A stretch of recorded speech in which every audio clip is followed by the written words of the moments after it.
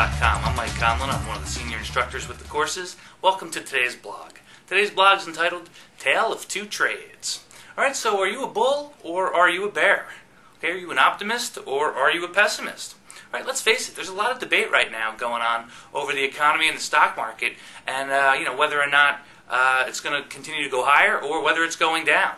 Alright, at the end of the day, what it comes down to is this. Okay, do you believe that the actions that our government and governments across the world have taken will prevent us from falling back into a recession or even a depression? All right, right now it can be argued that world markets for stocks, bonds, commodities, and currencies are trading based on the macros. All right, it essentially boils down to two trades. All right, the inflation and recovery camp versus the deflation and recession camp. All right, so at this point, it doesn't make sense to invest for the long term in individual stocks or bonds or commodities. Okay, as even the best stock in the world will go down if the climate isn't good for stock investing, if we fall back into recession. All right, so what should one do? There are three basic ways to approach the current market situation, depending upon which camp you're in. Let's take a look at them. As always, be sure to check out the written blog at www.mywealth.com/blog. Okay, so if you believe we are in for inflation and an economic recovery, all right, there's a few areas that you want to think about investing in. Now, when we talk about inflation and recovery, basically, we're saying that the economy is going to come back at some point.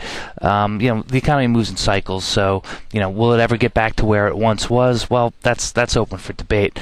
But right now, we're talking about a general recovery where conditions start to improve, namely, hopefully unemployment turns around and things of that nature.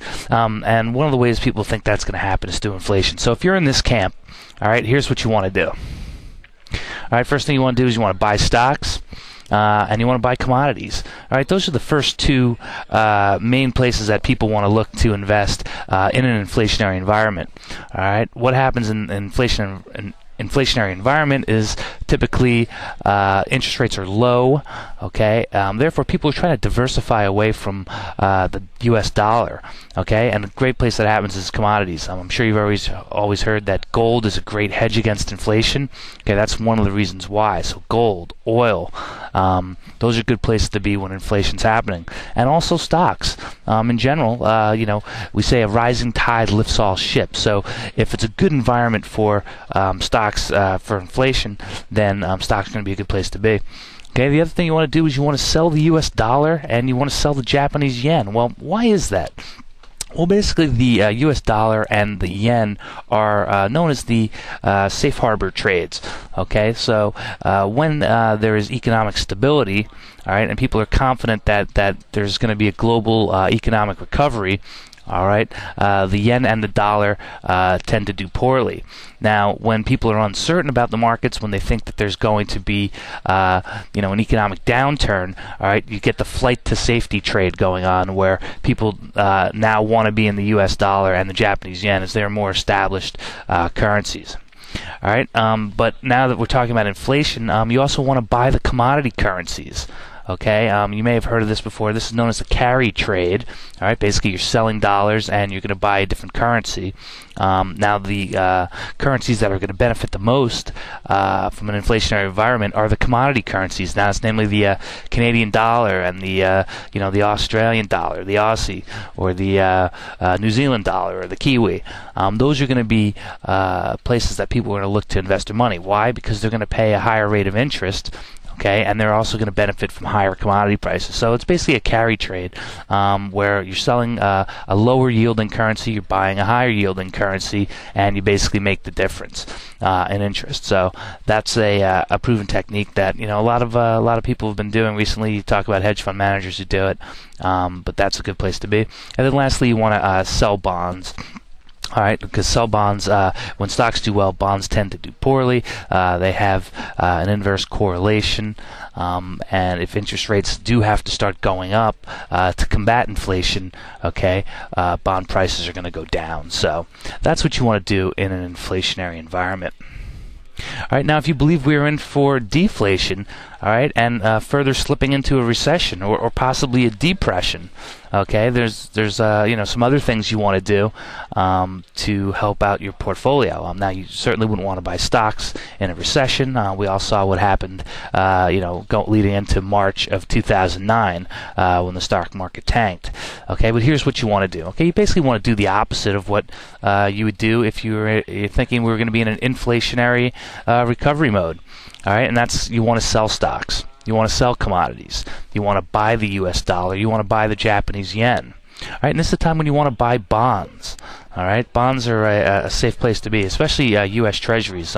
Now, while people may debate over how great the economy is here and our current state of affairs, all right, the U.S. Treasuries are the gold standard by which to invest. So that's the safest place to be, and that's what people are looking for in deflationary environments. They're looking for safety. Okay, they don't want to speculate. So that's why the U.S. dollar tends to do better, as does the Japanese yen. Okay, bonds tend to do well as well, and people take their risk appetite off the table. Okay, which is why they sell some of the commodity currencies as well. So that's a time when you want to be long bonds, long dollar, yen, and you want to be short stocks, commodity currencies. All right, if you're uncertain about which way the market's going to move, meaning you're not sure if we're going to recover, if we're going to go into recession, if we're going to see inflation, if we're going to see deflation, what should you do? Well, that's a great question. That's the big debate right now. People are uncertain whether it's going to be inflation or deflation. To tell the truth, it's probably going to be a little bit of both. There's going to be certain segments of the economy where there's inflation. There'll probably be certain segments of the economy where there's deflation. But if you're uncertain, or you don't want to place all your eggs in one basket, namely pick one side of the trade or the other, what you can do is you can diversify among asset classes. And the easiest way to do that is just by having an equal mix of stocks and bonds and having exposure to different currencies. So, say you had your portfolio, you don't have to invest fully in stocks and bonds. You could say maybe do, 30% stocks, 30% bonds, or 40% stocks, 40% bonds, and then have some different currencies in there. So maybe you want to, buy yen or buy Aussie or what have you. So basically the idea is that you want to kind of keep things stable. You want to be hedged is what this effectively does for you. So that allows you to reduce the volatility in your portfolio, and it allows you to participate in gains if it happens on one way or the other. So it's really something to do when you're not certain which way the market's going to go. The returns aren't as great as, say, if you pick the right side of the trade to be on, but also the losses won't be as great as well. So that's an easy way to invest when you're uncertain about what's going to happen. All right, so don't wait. Get the course, get educated. Come to www.mywealth.com. Learn about how the different economic conditions can affect your investing and things you can do to help power up your portfolios, to manage your risk better, and to hopefully make some money.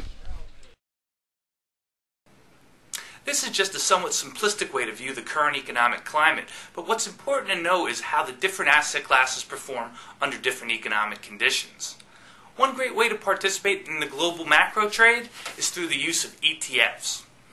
Regardless of which way you decide to play, be sure to use proven risk management techniques to limit your losses and maximize your gains. Alright, and to learn more about how to manage risk effectively in the global economy, be sure to check out our currency and ETF trading courses. So I'm Mike Conlon. Thank you for being with me, and I hope to see you in those courses.